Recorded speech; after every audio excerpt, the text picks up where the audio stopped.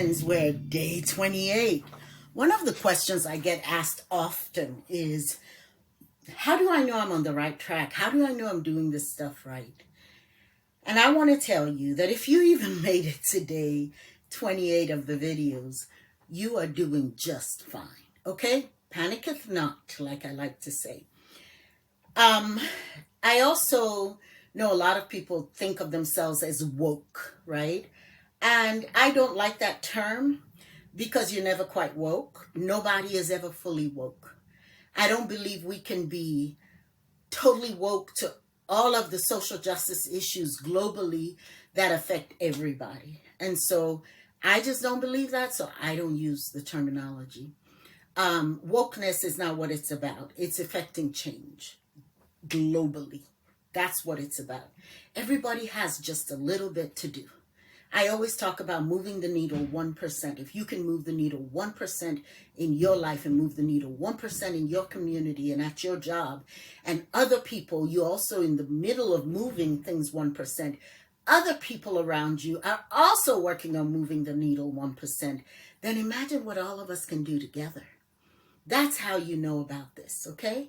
Now, I want you to learn something about calling in versus calling out. We live and we're conditioned in this culture of shame by shame. We're conditioned by shame. And so calling someone out, you did that and da-da-da, that's racist because now I'm woke and I know better. You're not doing the work, okay? You don't call people out. At the core of what we're talking about is deep cellular level inclusivity, where I see my humanity in you, you see your humanity in me, right? If I'm calling you out, I'm using shame as a tool, and shame is the thing we must banish, especially in this work, okay? What I want you to do is learn the art of calling in. Every single video over the last 28 days has been a call-in to mostly my white brothers and sisters, those of you that want to learn this stuff, calling you in, teaching you something, calling you in. Why? I believe you can do better. I believe we can learn this stuff together, unlearn whiteness, change our community, and change our world. I really, really believe that. We do this with the compassion of being kind to ourselves. For me, I know this is a vocational calling on my life. This is what God said, Yaba, I'm putting you on the planet to do this stuff. And I have to be kind to myself on my way. Do you know how many mistakes I've made doing this work? Do you know how many mistakes I made up until doing this work? Do you know how it was mistakes that got me into this business? Because I had compassion for myself.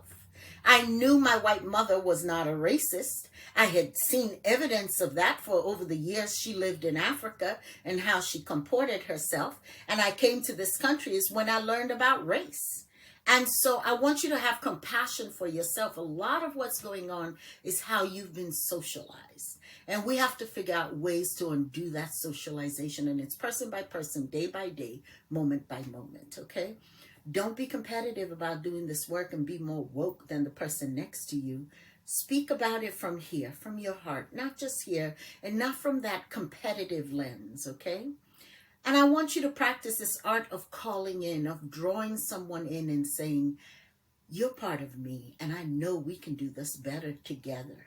How do I support you in that? That's how you call someone in, with a lot of love, a lot of vulnerability, and zero shame. Okay? Do good. Let me know what you think about that. Tell me about who you called in. Bye.